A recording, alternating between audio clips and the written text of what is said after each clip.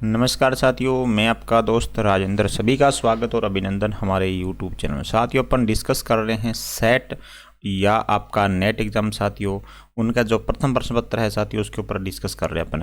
इसके अंदर 50 क्वेश्चन आपके पूछे जाते हैं एग्जाम के अंदर। प्रत्येक प्रश्न के लिए 2 अंक साथियों निर्धारित हैं। नेगेटिव मार्किंग साथियों इसके अंदर नहीं है। साथियों, मैं टोटल आपको रोजाना 50 क्वेश्चन से साथियों रूबरू करवाता हूं। हम टोटल यहां पे 35 मॉडल पेपर करने वाले हैं, यानी कि 50 × 35 साथियों। तो ये आपके लिए क्वेश्चन आपके लिए इंपॉर्टेंट बन सकते हैं एग्जाम की दृष्टि से। तो साथियों, बिल्कुल निःशुल्क है, यहाँ कोई पैसा नहीं लग रहा आपको अटेंड करने के लिए, तो आप अटेंड करिएगा रोजाना। तो साथियों, पहला क्वेश्चन देखिएगा, आपके स्क्रीन के ऊपर है। अंतर व्यक्तित्व असमानता से तात्पर्य क्या है, बताइएगा। अंतर व्यक्तित्व असमानता से तात्पर्य बताना है आपको यहाँ पे। तो क्या तात्पर्य होगा बताइएगा जल्दी से कमेंट करके। तो यहाँ जो आपका आंसर होने वाला है वो होगा साथियों, एक व्यक्ति विशेष की विभिन्न विशेषताओं या गुणों में अंतर, यानी कि 1 नंबर आंसर आपका यहाँ पे राइट हो जाएगा। नेक्स्ट क्वेश्चन देखिएगा, आपके स्क्रीन के ऊपर है साथियों। नेक्स्ट क्वेश्चन है, शिक्षण योग्य विशेष वर्गों में पृथक्करण की सलाह आमतौर पर सामान्य स्कूल की जनसंख्या के किस निम्नतर प्रतिशत पर दी जाती है? 1/4, 2, 5 या 10? क्या आंसर होगा आप जल्दी से कमेंट करके आप बता सकते हैं साथियों। यदि रही बात पीडीएफ की, पीडीएफ डाउनलोड करने के लिए आप हमारा टेलीग्राम चैनल ज्वाइन कर सकते हैं। देखिएगा साथियों, इस क्वेश्चन का जो राइट आंसर होने वाला है वो है साथियों 10 हो जाएंगे। कितने हो जाएंगे साथियों? निम्न प्रतिशत पर दी जाती है साथियों, 10% पर दी जाती है। तो यहाँ आपका आंसर होगा 10 हो जाएगा। नेक्स्ट क्वेश्चन देखिएगा। नेक्स्ट क्वेश्चन आपके स्क्रीन के ऊपर है। 3 नंबर क्वेश्चन है, इच्छित व्यक्ति की चरित्र का विकास मुख्य रूप से किस बात का घोतक है साथियों? ऑप्शन आपके स्क्रीन के ऊपर है, सामाजिक दबाव, आदत निर्माण, उत्प्रेरणा, वंशानुगमन, पूर्व प्रवृत्ति। साथियों, क्या आंसर होगा आपका? जल्दी से कमेंट करिएगा। यहाँ जो आपका आंसर होने वाला है सही है वो है साथियों सामाजिक दबाव। इच्छित व्यक्ति के चरित्र का जो विकास मुख्य रूप से सामाजिक दबाव का साथियों घोतक है। आगे देखिएगा, प्रश्न नंबर 4 है, जब एक छात्र कुछ समय पहले पढ़े पाठ को स्मृति में नहीं ला पाता है तो इसका अर्थ क्या है साथियों? जब एक छात्र कुछ समय पहले यदि पाठ को पढ़ता है और वह स्मृति में नहीं ला पाता साथियों, वो याद नहीं कर पाता है, तो उसका अर्थ क्या है साथियों बताइएगा। तो यहाँ उसका अर्थ हो जाएगा उसने इसे अभी नहीं पढ़ा है साथियों, उसने इसे अभी कभी नहीं पढ़ा साथियों, ये हो जाएगा, इसका अर्थ हो जाएगा। 4 नंबर क्वेश्चन का जो राइट आंसर होगा उसका आंसर होगा 1 नंबर। आगे देखिएगा, नेक्स्ट क्वेश्चन आपके स्क्रीन के ऊपर है, भूल जाने की घटना का वर्णन निम्नलिखित में से किससे होता है साथियों? भूल जाने की घटना का वर्णन निम्नलिखित में से किससे होता है? समय अंतराल, स्मरण की प्रवृत्ति, व्यक्तिकरण की प्रवृत्ति या दमन? क्या आंसर होगा जल्दी से कमेंट करिएगा। तो यहाँ आपका राइट आंसर होगा दमन हो जाएगा साथी। क्या हो जाएगा? दमन आपका राइट आंसर होगा। ग्रहण क्षमता की दृष्टि से निम्नलिखित विधियों में से सबसे अच्छा कौन होगा जिसमें लंबे समय तक स्मृति को बनाए रखा जा सके साथियों? सबसे अच्छा पूछा जा रहा है कौन सा होगा जो लंबे समय तक स्मृति को बनाए रखे, यानी कि याद रखे साथियों उसको, तो कौन सा हो जाएगा? तो यहाँ जो आपका आंसर होगा वो होगा साथियों रटना हो जाएगा। क्या हो जाएगा? रटना हो जाएगा। 6 नंबर क्वेश्चन का जो राइट आंसर होगा वो होगा आपका डी नंबर। देखिएगा, नेक्स्ट क्वेश्चन आपके स्क्रीन के ऊपर है। 7 नंबर क्वेश्चन है, संदर्भ उद्देश्य पूरा करता है। संदर्भ उद्देश्य पूरा क्या करता है साथियों, ये बताना आपको। तो यहाँ जो आपका आंसर होगा वो होगा, संदर्भ उद्देश्य दिए गए विषय की वैधता को पूरा करता है साथियों, दिए गए विषय की वैधता को पूरा करता है, यानी कि 1 नंबर आंसर यहाँ पे आपका राइट होगा। नेक्स्ट क्वेश्चन देखिएगा, 8 नंबर क्वेश्चन आपके स्क्रीन के ऊपर है, प्राथमिक स्रोत में हम सम्मिलित करते हैं। प्राथमिक स्रोत में हम क्या सम्मिलित करते हैं ये आपको बताना है। प्राथमिक स्रोत में क्या सम्मिलित करते हैं? देखिएगा, प्राथमिक जो स्रोत होते हैं मात्र हाथ से लिखी हुई पांडुलिपि को सम्मिलित करते हैं, लेखकों की मौलिक रचनाएं सम्मिलित करते हैं, शोध प्रबंध से प्रत्यक्ष संग्रहीकरण उसको भी सम्मिलित करेंगे, यानी कि यहाँ पे आपका राइट आंसर होगा डी नंबर। प्रमाणिक स्रोत में हम शामिल करते हैं साथियों। प्रमाणिक स्रोत में हम क्या शामिल करते हैं? देखिएगा साथियों, यहाँ आंसर क्या होगा। प्रमाणिक स्रोत में हम साथियों प्राथमिक व सेकंड जो स्रोत होते हैं उसी को हम शामिल करते हैं। यहाँ आंसर आपका 1 नंबर होगा। नेक्स्ट क्वेश्चन देखिएगा, 10 नंबर क्वेश्चन आपके स्क्रीन के ऊपर है, अपने शोध के लिए राय देते समय आप उच्च प्राथमिकता पर क्या रखेंगे साथियों? अपने शोध के लिए राय देते समय आप उच्च प्राथमिकता पर क्या रखेंगे ये बताना आपको। तो यहाँ आंसर जो होगा साथियों वो होगा, अपने शोध कार्य के दौरान आने वाली कठिनाइयों का जो आपने सामना किया साथियों उसको उच्च प्राथमिकता में अपन रखेंगे। यहाँ पे आपका आंसर होगा 1 नंबर होगा। देखिएगा नेक्स्ट क्वेश्चन आपके स्क्रीन के ऊपर है, अधिकतम स्वीकार्यता सुनिश्चित करने के लिए सहायता किस से ली जानी चाहिए साथियों? बताइएगा, अधिकतम स्वीकार्यता सुनिश्चित करने के लिए आंकड़ा विश्लेषण एवं टिप्पणी के क्षेत्र में सहायता किससे ली जानी चाहिए? अब बताना आपको यहाँ पे आंसर 11 नंबर क्वेश्चन का। तो यहाँ आपका राइट आंसर होगा प्रशंसनीय टाइपिंग से साथियों।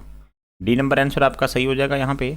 नेक्स्ट क्वेश्चन देखिएगा, 12 नंबर क्वेश्चन है, शोध रूपरेखा का संबंध है साथियों। शोध रूपरेखा का संबंध बताना आपको नमूना संग्रह से, प्रयोगात्मक रचना से, साधन के चयन एवं गठन से या उपयुक्त सभी से।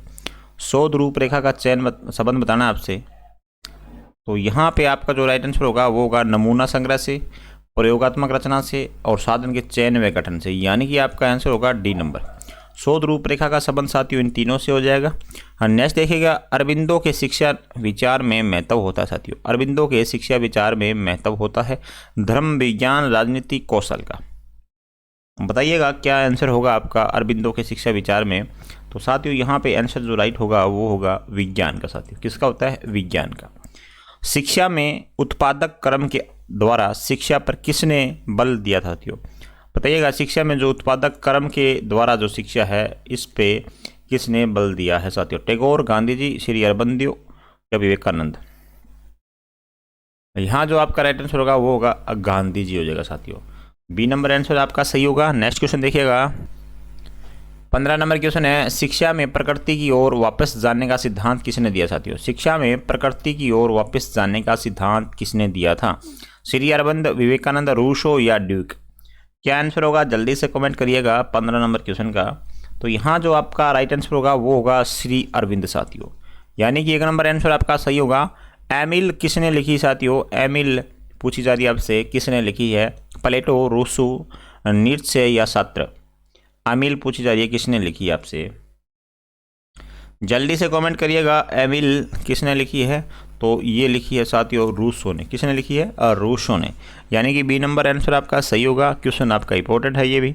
आगे देखिएगा नेक्स्ट क्वेश्चन, 17 नंबर क्वेश्चन आपके स्क्रीन के ऊपर है, जैव निम्नीकृत अपशिष्ट को किसकी सहायता से उपयोगी पदार्थ में रूपांतरित किया जा सकता है? जैव निम्नीकृत अपशिष्ट को किसकी सहायता से उपयोगी पदार्थ में रूपांतरित किया जा सकता है?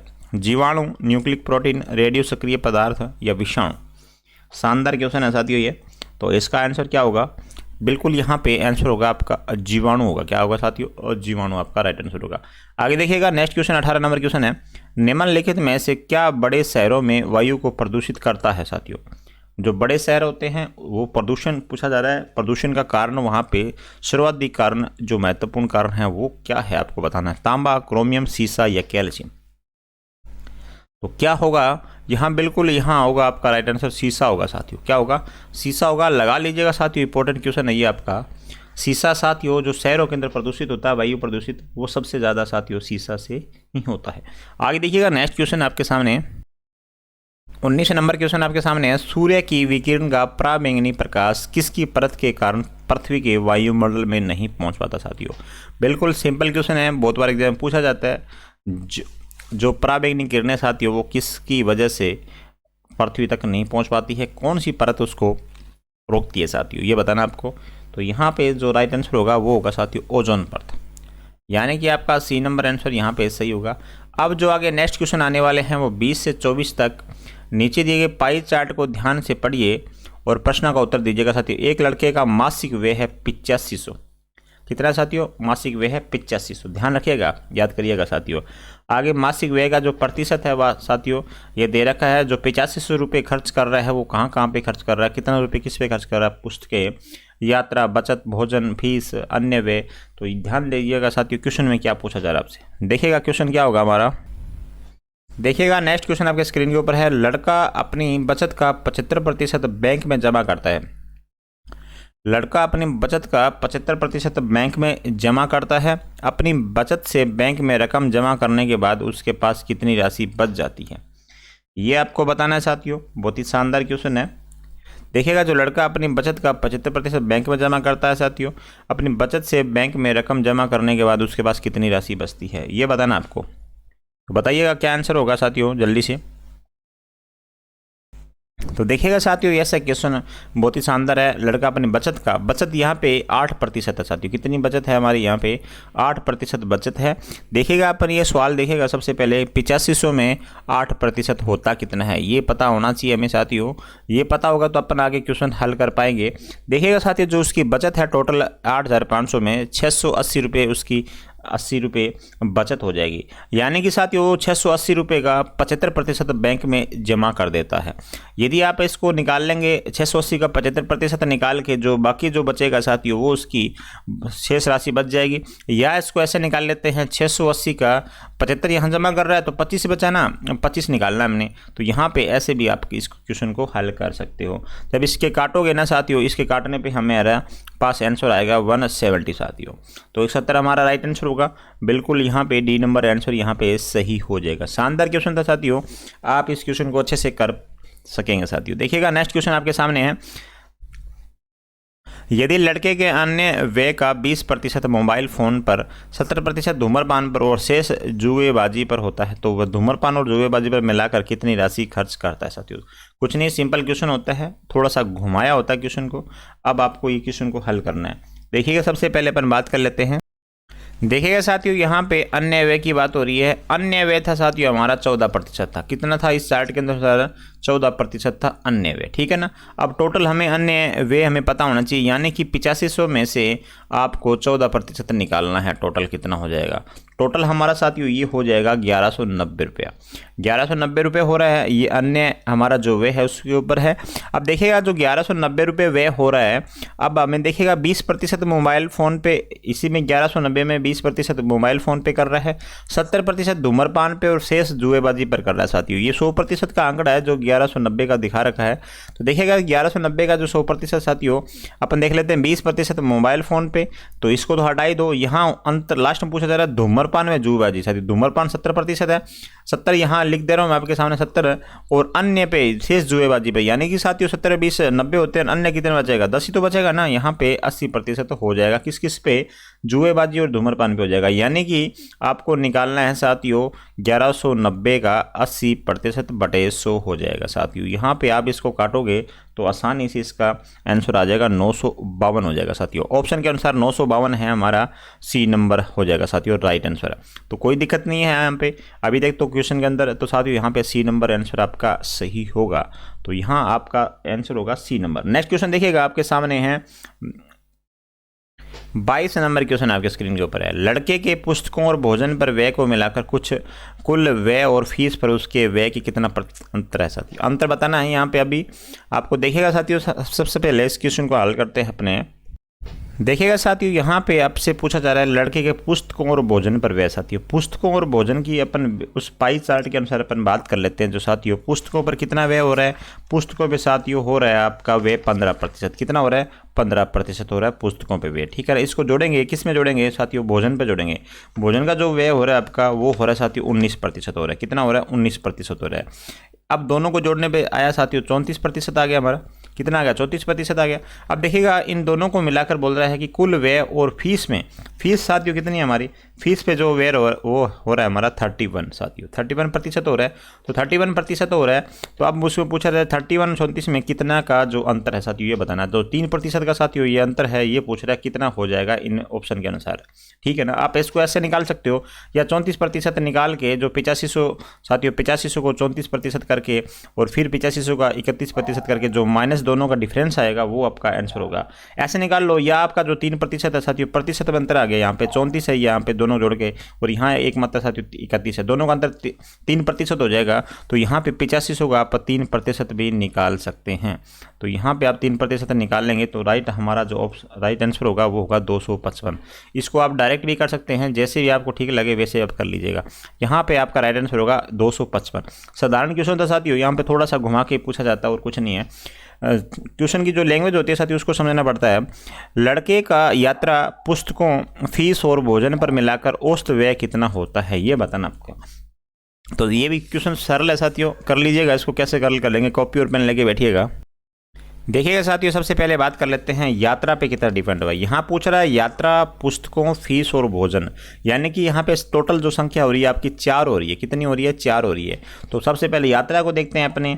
यात्रा पे साथियों यहाँ पे प्रतिशत हो रहा है आपका 13 जोड़ेंगे 13, फिर पुस्तकों पर डिपेंड करेंगे साथियों। पुस्तकों कितना? पुस्तकों पर होता है 15%। फिर अपन देख लेते हैं, फिर आ जाएगी आपकी फीस आ जाएगी। फीस हमारी जो पाई चार्ट के अनुसार है वो 31% है।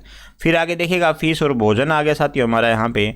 तो भोजन पे साथियों कितना हो रहा है? 19% हो रहा है। जब इनको टोटल को अपन जोड़ेंगे ना तो कितना हो जाएगा? जोड़ने पे साथियों ये हो जाएगा 78% हो जाएगा। क्या हो जाएगा? 78% हो जाएगा।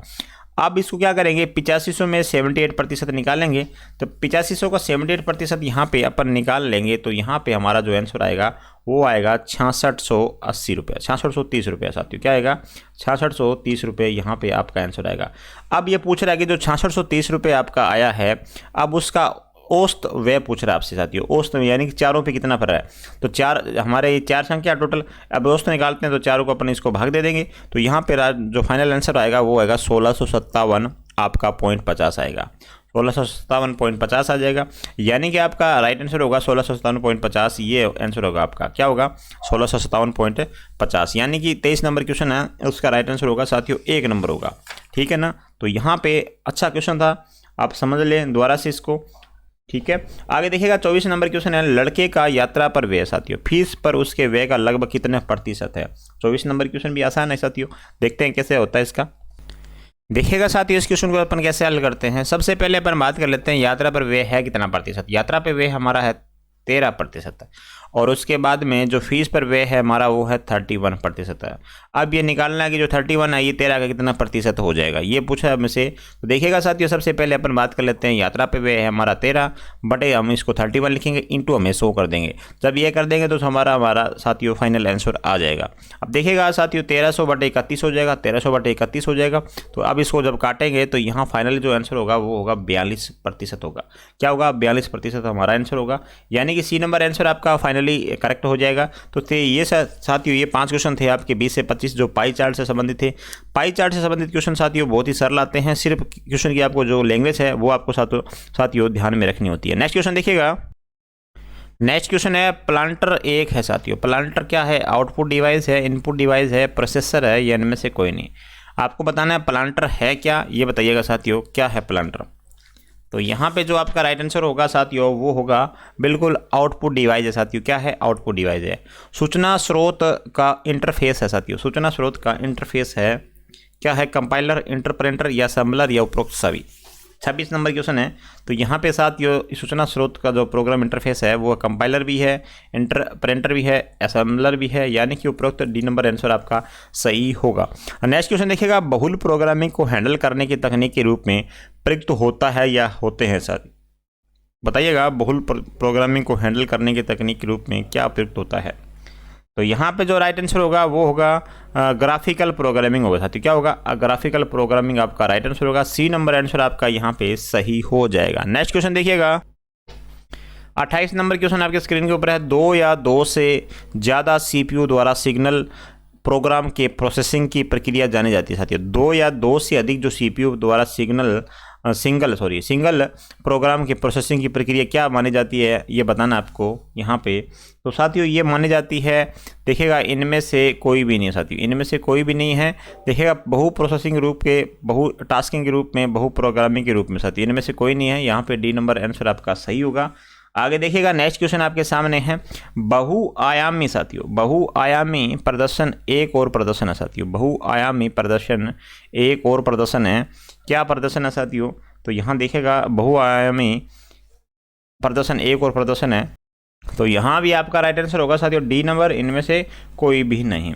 तो आगे देखिएगा नेक्स्ट क्वेश्चन, 30 नंबर क्वेश्चन है, निम्न में से कौन से सॉफ्टवेयर का प्रयोग डॉक्यूमेंट को प्रकाशित करने के लिए किया जाता है। निम्न में से कौन सा सॉफ्टवेयर है जो डॉक्यूमेंट को प्रकाशित करने के लिए किया जाता है। एडोब का पेज मेकर, क्वार्क पब्लिशर या रेडी सेट गो या उपरोक्त सभी। क्या आंसर होगा यहाँ पे आपका? तो यहाँ राइट आंसर होगा साथियों एडोबे का पेज मेकर। 1 नंबर आंसर आपका सही होगा। अपना भोजन स्वयं बनाने वाले पादप कहलाते हैं साथियों। क्या कहलाते हैं ये बताना है। जो अपना भोजन स्वयं बनाते हैं वो क्या कहलाते हैं, तो बताइएगा साथियों। यहाँ राइट आंसर क्या होगा? बिल्कुल यहाँ सपोषक हो जाएगा साथियों। लैंग्वेज से आपको यहाँ पता लग रहा होगा। निम्नलिखित में से कौन भोजन श्रृंखला नहीं है साथियों? कौन भोजन श्रृंखला नहीं है? देखिएगा, घास बकरा चीता, घास मेंढक सांप, घास भेड़ मनुष्य, घास झटका हरिण। क्या आंसर होगा यहाँ पे? बिल्कुल यहाँ पे आंसर जो आपका राइट होगा वो होगा घास झटका हरिण साथियों। तो यहाँ पे आपका आंसर होगा डी नंबर। आगे देखिएगा नेक्स्ट, किसका नाम समुद्री पारिस्थितिकी तंत्र में उत्पादक के रूप में लिया जाता है साथियों? किसका नाम है जो समुद्री पारिस्थितिकी तंत्र में उत्पादक के रूप में लिया जाता है? छोटी मछलियां, कवक, प्राणी पलवक या पादप पलवक? तो क्या आंसर होगा यहाँ पे 33 का? तो यहाँ पे जो 33 का जो राइट आंसर होगा वो होगा पाद पलवक साथियों, यानी कि डी नंबर आंसर आपका सही होगा। आगे देखिएगा नेक्स्ट क्वेश्चन है, विश्व स्वास्थ्य संगठन ने नगरों के सुरक्षित सौर स्तर के रूप में ध्वनि का स्तर कितना तय किया साथियों? बहुत ही शानदार क्वेश्चन है, इंपॉर्टेंट क्वेश्चन है एग्जाम की दृष्टि से। विश्व स्वास्थ्य संगठन यानी कि WTO के अंदर साथियों ने नगरों के सुरक्षित सौर स्तर के रूप में ध्वनि का स्तर कितना तय किया है? 20 dB, 10 dB, 40 dB या 45 dB? 34 नंबर बताइएगा, यहाँ पे होगा 45 dB साथियों। यहाँ पे आपका डी नंबर आंसर सही होगा। आगे दे रखा निर्देश है साथियों 35 से 40 जो क्वेश्चन है नीचे दिए गद्यांश को ध्यानपूर्वक पढ़िए और उस पर आधारित प्रश्नों के उत्तर दीजिएगा साथियों। ये आपका गद्यांश है, इसको आप अच्छे से पढ़ लीजिएगा क्लास को रोक के साथियों। आगे देखिएगा, देखो साथियों ये कंटिन्यू हो रहा है, इसको आप अच्छे से पढ़ लीजिएगा। यहाँ पे क्या क्या चीज़ें लिखी हुई है, काफ़ी बड़ा है साथियों ये, इसलिए मैं इसको पढ़ नहीं पा रहा हूँ। आप थोड़ा सा अच्छे से ध्यान से इसको क्लास को रोक के पढ़ लीजिएगा। क्लास लंबी ना हो इसलिए इसको ज़्यादा अपन पढ़ नहीं रहे साथियों, इसको सिर्फ आंसर चलेंगे आपके सामने। ये पूरा इसको पढ़ लीजिएगा क्या क्या लिखा हुआ है।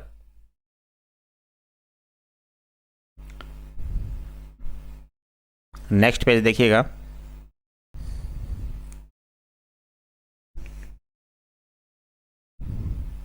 आगे नीचे करते हैं, स्क्रॉल करते हैं साथियों नीचे की तरफ। अब देखो आप पढ़ लीजिएगा अच्छे से साथियों इसको, फिर उसके बाद में क्वेश्चन करेंगे अपन 35 नंबर। ये आपका 35 नंबर क्वेश्चन आपके स्क्रीन के ऊपर है। अब देखिएगा, पठान का स्वभाव कैसा था? यदि आपने ये पैराग्राफ पढ़ा है तो आप इसका आंसर दे पाएंगे। पठान का स्वभाव कैसा था साथियों? पठान का स्वभाव देखिएगा, उसके बातों से भरमाना नहीं आता था साथियों। पठान का स्वभाव कैसा था? उससे बातों से भरमाना नहीं आता था, यानी कि बी नंबर आंसर यहाँ पे आपका सही होगा। गद्यांश में प्रयुक्त चित पड़ गया का क्या अभिप्राय साथियों? चित पड़ गया का अभिप्राय पूछा जा रहा है आपसे, यहाँ पे क्या होगा? तो यहाँ पे आंसर जो आपका राइट होगा वो होगा 36 का सी नंबर, पीठ के बल गिर गया साथियों, पीठ के बल गिर गया साथियों। देखिएगा नेक्स्ट क्वेश्चन, नेक्स्ट क्वेश्चन है, गद्यांश में प्रयुक्त नानी मर रही है मुहावरा किसके लिए प्रयुक्त हुआ साथियों? नानी मर रही है, ये मुहावरा किसके लिए प्रयुक्त हुआ है? ये ऑप्शन आपके सामने, और ये आपके नीचे कूट दे रखे हैं 37 का। कूट को देखिएगा साथियों कौन सा आंसर होगा? कूट के अंदर केवल 2 होगा, यानी कि बनिए के लिए आया गया साथियों। ये बनिए के लिए आ गया, नानी मर गई है। तो आप इस गद्यांश को पढ़िएगा, आपको समझ में आ जाएगा। गद्यांश में प्रयुक्त दही जम गया है का क्या अभिप्राय है साथियों? दही जम गया है, इसका अभिप्राय बताना आपको। सीटी पीटी गुम हो गया, मैदान छोड़ देना, बेहोश होना, दौरा बढ़ना, यानी में से कोई नहीं। दही जम गया साथियों। तो यहाँ पे सीटी पीटी गुम होना साथियों, गद्यांश में जो प्रयुक्त शब्द हुआ दही जम गया, तो यहाँ पे सीटी पीटी गुम होना। आगे देखिएगा नेक्स्ट क्वेश्चन, 40 तक साथियों ऐसे क्वेश्चन आएंगे आपके सामने गद्यांश से संबंधित है। जो गद्यांश में प्रयुक्त आग में घी का काम क्या अभिप्राय साथियों? आग में घी का, बिल्कुल ये आप बिना गद्यांश से पढ़ के इसका आंसर दे सकते हो। तो यहाँ पे आपका राइट आंसर होगा साथियों भड़काना। भड़काना आपका राइट आंसर होगा। गद्यांश में प्रयुक्त घी शक्कर जैसे साथ का क्या अभिप्राय साथियों? घी शक्कर जैसे साथ का अभिप्राय बताना आपको क्या होगा? तो यहाँ पे आपका आंसर होगा वो होगा साथियों डी नंबर, प्रगाढ़ मित्रता साथियों। घी शक्कर जैसे साथ साथियों, यानी कि प्रगाढ़ मित्रता साबित हो रहा है यहाँ से। आगे देखिए 40 नंबर क्वेश्चन है, विद्यालयों में सांस्कृतिक कार्यक्रम महत्वपूर्ण होते हैं क्योंकि साथियों बताइएगा, विद्यालयों में जो सांस्कृतिक कार्यक्रम होते हैं वो महत्वपूर्ण क्यों होते हैं? तो यहाँ पे जो राइट आंसर होगा वो होगा साथियों, इससे बच्चों का संपूर्ण विकास होता है। क्या होता है? सांस्कृतिक कार्यक्रमों से संपूर्ण विकास होता है साथियों, ठीक है ना। यहाँ आपका सी नंबर आंसर सही होगा। 42 नंबर क्वेश्चन आपके स्क्रीन के ऊपर है, छात्राओं की शिक्षा को बढ़ावा देना चाहिए क्योंकि साथियों, छात्राओं को शिक्षा की बढ़ावा क्यों देना चाहिए ये पूछा गया आपसे। तो छात्राओं की शिक्षा को जो बढ़ावा देने का मुख्य कारण है वो है लड़कियों वो लड़कियां पढ़ाई में अच्छी होती है साथियों, क्या होती है, लड़कियां पढ़ाई में अच्छी होती है, लेकिन उनको क्या कर रहे हैं, उनको सपोर्ट नहीं कर रहा है साथियों। इस वजह से क्या कर रहा है, शिक्षा की बढ़ावा देना चाहिए लड़कियों को, तो लड़कियां पढ़ाई में अच्छी होती है, ये इसका कारण है साथियों। आगे देखिएगा, शब्द है आपके सामने, टेस्ट के अक्षरों को अलग अलग कितनी तरह से सजाया जा सकता है साथियों। जो टेस्ट ये लिखा हुआ है, इसके अक्षरों को अलग अलग कितनी तरह से सजाया जा सकता है, 43 में बताना आपको साथियों। 43 का राइट आंसर क्या होगा, जल्दी से कमेंट करिएगा साथियों। यहाँ पे देखिएगा साथियों, शब्द आपके सामने है, टेस्ट के अक्षरों को अलग अलग कितनी तरह से सजाया जा सकता है। तो यहाँ पे ऑप्शन आपके 120, 50, 80 होंगे साथियों। इस क्वेश्चन को हल करने का तरीका ये है कि टेस्ट में शब्द कितने टोटल साथियों, इनको 5 प्रकार से सजाया जा सकता है। बिल्कुल यहाँ पे सजाने का तरीका सिर्फ 5 प्रकार का है, जैसे ये 5 शब्द हैं, ठीक है ना। अब इसको देखिएगा हल कैसे करेंगे, 5 × 4 × 3 × 2 और आगे होगा 1, कोई दिक्कत नहीं है। 5 4 प्रकार से भी सजाया जा सकता है, 3 से भी, 2 से भी, 1 से, यानी कि टोटल क्या है, 120 आंसर होगा हमारा। जब इनको गुणा करेंगे तो बराबर कितना हो जाएगा, 120 हो जाएगा। तो यहाँ पे आंसर होगा आपका 120 होगा, कोई दिक्कत नहीं इस क्वेश्चन के अंदर। आगे देखिएगा नेक्स्ट क्वेश्चन, 44 नंबर क्वेश्चन आपके स्क्रीन के ऊपर है। 75 विद्यार्थियों की कक्षा में लड़कियों की कुल संख्या का 1/5 और लड़कों की संख्या कुल 3/5 एक क्रिकेट क्लब में शामिल होते हैं। क्लब में शामिल होने वाले लड़कों की कुल संख्या 27 है और क्लब में शामिल होने वाले लड़कियों की कुल संख्या से क्रमशः अनुपात क्या होगा। ये क्वेश्चन आपका अच्छा क्वेश्चन है, तो यहाँ देखिएगा साथियों क्या आंसर होगा, जल्दी से कमेंट करिएगा। देखिएगा साथियों, हमें पहले सबसे पहले लड़कों की संख्या निकालनी है। कुल लड़कों की संख्या साथियों टोटल अपन बात कर लेते हैं, माना कि x हो जाता है, ठीक है ना, ये x हो जाएगा। अब देखिएगा यहाँ पे 3/5 जो एक क्रिकेट क्लब में शामिल होते हैं, तो x साथियों x का 3/5, यदि इसको मैं ऐसा लिख दूं 27, तो कोई दिक्कत नहीं है साथियों, x का 3/5 बराबर 27 हो जाएगा साथियों। अब इसको यदि अपन ऐसे लिख देते हैं 3x/5 × 27 साथियों। आगे देखिएगा 3x/5 बराबर 27, इसको ऐसे लिखूँ तो कोई दिक्कत नहीं साथियों। आगे देखिएगा ऐसे कैसे इस क्वेश्चन को ऐसे हल कैसे करेंगे अपन, 3x × 27 × 5 कर देते हैं साथियों। अब x का मान निकालेंगे तो 27 × 5/3 हो जाएगा। अब इसका राइट फाइनल ये होगा साथियों 45 हो गया। तो अब लड़कों की संख्या कितनी हो जाएगी, लड़कों की जो कुल संख्या होगी साथियों वो होगी 45 हो जाएगी। कितनी हो जाएगी, 45 हो जाएगी। टोटल है कितने ये आपको पता होना चाहिए साथियों। टोटल लड़के और लड़कियां टोटल 75 है, तो 75 में आपको पता लग गया साथियों, लड़के हैं 45 और बचे हुए लड़कियां हैं।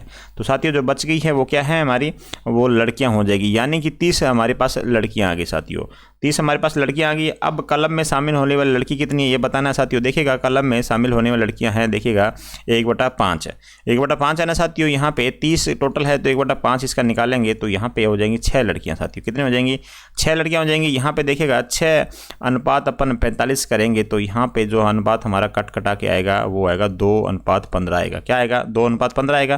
तो यहाँ पे सी नंबर आंसर आपका सही होगा साथियों। क्या होगा, सी नंबर आंसर आपका यहाँ पे सही हो जाएगा। नेक्स्ट क्वेश्चन देखिएगा, 45 नंबर क्वेश्चन है। प्रत्येक दिन काम करने के लिए हीरा को 110 रुपये मिलते हैं। 31 दिन के महीने में उसने 2750 रुपये कमाए, तो उसने कितने दिन काम किया था साथियों बताइएगा। टोटल उसने 2750 रुपये कमाए हैं और 110 रुपये उसको दिन में मिलते हैं। तो अब बताइएगा साथियों 31 दिन के महीने में उसने कितने दिन काम किया। तो आप इसको अब इस क्वेश्चन को तो आसानी से कर पाएंगे, कोई दिक्कत नहीं है साथियों यहाँ पे। तो यदि 2750 को अपन भाग दे दें 110 से तो इसका राइट आंसर हो जाएगा, क्या हो जाएगा साथियों, राइट आंसर 25 दिन हो जाएगा। सिंपल क्वेश्चन था, यहाँ पे आपका 1 नंबर आंसर सही होगा। 50 लोग एक काम 40 दिन में पूरा कर सकते हैं। दुगनी क्षमता वाले 100 लोग इस काम को कितने दिनों में पूरा करेंगे साथियों। 50 लोग जो हैं एक काम को 40 दिन में पूरा करते हैं। अब दुगनी क्षमता वाले जो लोग हैं 100 लोग इस काम को कितने दिनों में पूरा करेंगे ये पूछा जा रहा है साथियों। दुगनी क्षमता वाले 100 लोग हैं, 200 लोग हो गए साथियों। उनकी क्षमता कितनी है, दुगनी है, तो यानी कि एक लोग है वो 2 लोगों के बराबर काम करेगा। तो यहाँ 100 लोग हो गए, 100 लोग दुगनी क्षमता दिया, यहाँ टोटल कितने लोग हो गए, 200 लोग हो गए, ठीक है ना। यहाँ कोई दिक्कत नहीं है साथियों। अब 50 लोग एक काम को 40 दिन में करते हैं। अब देखिएगा 50 लोग एक काम को 40 दिन में करते हैं, तो एक लोग एक काम को कितना करेंगे, 40 × 50 हो जाएगा, 40 × 50 हो जाएगा, कोई दिक्कत नहीं साथियों यहाँ पे। अब यही काम 200 लोग करेंगे तो बटा अपन इसको 200 कर देंगे। देखिएगा यहाँ से इसको अपन काटना शुरू करेंगे तो यहाँ होगा 5 दूनी 10 साथियों। या टोटल 10 दिन में अपना यहाँ काम पूरा कर लेंगे। बी नंबर आंसर यहाँ पे सही होगा। आगे देखिएगा नेक्स्ट क्वेश्चन आपके सामने 47 है। सुमन ने एक आम के 15 बक्से खरीदे हैं, प्रत्येक बक्स में 8 दर्जन आम है। सुमन ने कितने आम खरीदे साथियों। सुमन ने आम के 15 बक्से खरीदे हैं, प्रत्येक बक्से में 8 दर्जन आम है, सुमन ने कितने आम खरीदे साथियों? तो 47 का क्या आंसर होगा बताइएगा साथियों। देखिएगा साथियों, अपन सबसे पहले बात कर लेते हैं। अब सुमन ने जो, अब देखिएगा प्रत्येक बक्से में आम की संख्या कितनी है? प्रत्येक बक्से में आम की संख्या है 8 दर्जन। 8 दर्जन यानी कि साथियों 12 8 96, तो 96 हो गए साथियों यहाँ पे टोटल। और 15 बक्से में आम की कुल संख्या कितनी हो जाएगी? 96 × 15 हो जाएगी, 96 × 15 यानी कि 841 हो जाएंगे, 841 हो जाएगा साथियों। देखिएगा साथियों, थोड़ा सा करेक्शन कीजिएगा, 841 नहीं होगा, इसको गुणा करेंगे तब कितना आ जाएगा? 15 छिक्की 90 साथियों, यहाँ 1440 आएगा। क्या आएगा? 1440 आ जाएगा आंसर। तो 1440 साथियों ऑप्शन के अंदर हमारा है, तो यहाँ पे 1 नंबर आंसर आपका सही होगा। 96 × 15 इंटू करेंगे साथियों, 96 × 15 करेंगे जब आंसर आएगा 1440, वो 841 मत देखिएगा साथियों यहाँ पे। तो यहाँ पे 1440 आपका राइट आंसर होगा। नेक्स्ट क्वेश्चन देखिएगा, 48 नंबर क्वेश्चन है, 785 को पूर्ण वर्ग बनाने के लिए उसमें न्यूनतम कौन सी संख्या जोड़ी जानी चाहिए साथियों? पूर्ण वर्ग बनाना है तो अब कितनी संख्या उसमें जोड़नी पड़ेगी ये बताना आपको, बताइएगा जल्दी से क्या आंसर होगा साथियों। पूर्ण वर्ग बनाना है तो हमें कितनी संख्या और जोड़नी पड़ेगी? देखिएगा साथियों 785 लिखा है, इसको पूर्ण वर्ग बनाना है। वर्ग देखिएगा साथियों, अपन 28 से 28 को गुणा कर लेते हैं। 28 का वर्ग देखते हैं, 28 का वर्ग क्या होगा? 28 से 28 को गुणा करेंगे तो यहाँ पे हमारा 784 आएगा, यानी कि ये ज़्यादा है तो आगे तरफ बढ़ेगा साथियों। यहाँ पे 685 है।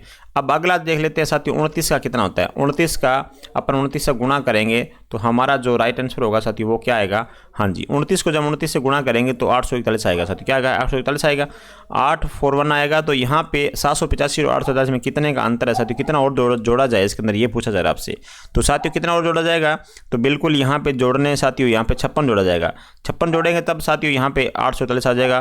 तो 785 में अपन 56 ऐड करेंगे तो 841 आएगा, यानी कि 29 का वर्ग बन जाएगा। तो पूर्ण वर्ग बनने के लिए इसमें 56 जोड़े जाएंगे। नेक्स्ट क्वेश्चन देखिएगा, नेक्स्ट देखिएगा 49 और 50 क्वेश्चन आपके स्क्रीन के ऊपर है। नीचे दिए गए निम्नलिखित ध्यानपूर्वक पढ़िए और उनका आंसर देना है साथियों। A B C D E F और G और H केंद्रानुमुख होकर एक वृत्त के इर्द गिर्द बैठे हैं। D A के दाएं तीसरा और H के बाएं दूसरा है। B C के बाएं दूसरा और जो A तथा A D में से किसी एक का निकटतम पड़ोसी नहीं है। E G के दाएं तीसरा साथियों। इसका हल करने का क्वेश्चन देखिएगा, अपन सबसे पहले बात कर लेते हैं। सबसे पहले इनको एक क्रम में बिठाना पड़ेगा साथियों, इसको क्रम में बिठाना पड़ेगा। क्रम साथियों हमारा जो होगा वो आप क्रम में बिठा लीजिएगा। सबसे पहले देखिएगा साथियों, केंद्र की तरफ मुंह कर रखा है इन्होंने, तो अब देखिएगा D A के दाएं तीसरा साथियों, D जो है ना A के दाएं तीसरा। देखिएगा साथियों अपन यहाँ बैठा लेते हैं, मान लो D को यहाँ पे A को बैठाते हैं साथियों। A को इधर मुंह कर रखा है तो दायां कौन सा हो गया साथियों? यहाँ पे इधर साइड में दायां होगा, अपने साइड में, तो जो घड़ी की एंटी क्लॉकवाइज होगा दायां हो जाएगा। तो देखिएगा साथियों तीसरा है, दायां का तीसरा हो जाएगा, यानी कि 1 2 यानी कि फिर बाद में हो जाएगा तीसरा। तीसरा क्या है यहाँ पे? तीसरा D होगा, तीसरा D हो जाएगा, यानी कि A के साथियों ये बोला ना, D जो है A के दाएं तीसरा है, D A के दाएं, यानी कि 1 2 और तीसरा यहाँ पे क्या आ जाएगा? यहाँ पे D होगा साथियों तीसरा, ठीक है ना। आगे देखिएगा H के बाएं दूसरा है, H के बाएं दूसरा है साथियों, H के बाएं दूसरा हो जाएगा। यहाँ पे अपन H लिखेंगे, यहाँ पे साथियों एक खाली छोड़ेंगे तभी तो ये बायां दूसरा होगा H के। अब H का मुंह अंदर की तरफ है तो H का बाएं साइड में होगा। तो देखिएगा साथियों H के बाएं दूसरा है D, ये तो बोल रहा है ना ये पूरी लाइन, D A के दाएं तीसरा और H के बाएं दूसरा है। आगे देखिएगा B जो है ना C के बाएं दूसरा है साथियों, जो B है वो C के बाएं दूसरा है। C के बाएं यानी कि यहाँ पे अपन C रखेंगे, यहाँ मैं C रख रहा हूँ साथियों, यहाँ C रख रहा हूँ, तो यहाँ C के बाएं दूसरा है B, यहाँ पे B रख देगा, कोई दिक्कत नहीं है साथियों यहाँ तक। तो आगे देखिएगा जो A या D में से किसी एकता निकटतम पड़ोसी नहीं है साथियों, एकता निकटतम पड़ोसी नहीं है, D का तो है ही नहीं, यानी कि यहाँ पे एक संख्या और आएगी बीच में, यहाँ संख्या साथियों एक और आएगी। तो बिल्कुल देखिएगा E और G के दाएं तीसरा है, E जो है ना वो G के दाएं तीसरा है साथियों। देखिएगा साथियों यहाँ पे मैं लिख दे रहा हूँ, यहाँ पे G लिख देता हूँ। G के दाएं अपन बात करें तीसरा हो जाएगा, 1 ये हो जाएगा, 2 ये हो जाएगा, यानी कि यहाँ पे हमारा क्या आ जाएगा? E आ जाएगा। अब लास्ट में बचा F, अब यहाँ पर एक जगह खाली पड़ रही है, तो ये हमारा जो सारा टोटल हमारा ये पूरा काउंट हो गया। इसको मैं अच्छे से लिख लूँ तो यहाँ पे देखिएगा साथियों, अपन अच्छे से लिख दे रहा हूँ मैं इसको, पूरा अच्छे से अपन लिख दे रहे हैं। यहाँ पे साथियों आपका ए हो जाएगा, और यहाँ पे साथियों आपका जी होगा, फिर जी के बगल में आपका सी हो जाएगा, फिर आपका एच होगा यहाँ पे, एच के बाद में बी, फिर यहाँ पे डी, फिर यहाँ पे ई, फिर यहाँ पे आपका एफ हो जाएगा। अब देखिएगा एफ के दाएं चौथा कौन सा है, एफ के दाएं पूछा जा रहा है, तो एफ यहाँ पे है, तो एफ के दाएं चौथा पूछा जा रहा है, 1 2 3 4, यहाँ पे आपका क्या आंसर होगा, एच ही तो होगा ना, तो एच हो जाएगा right answer, D number answer आपका सही होगा।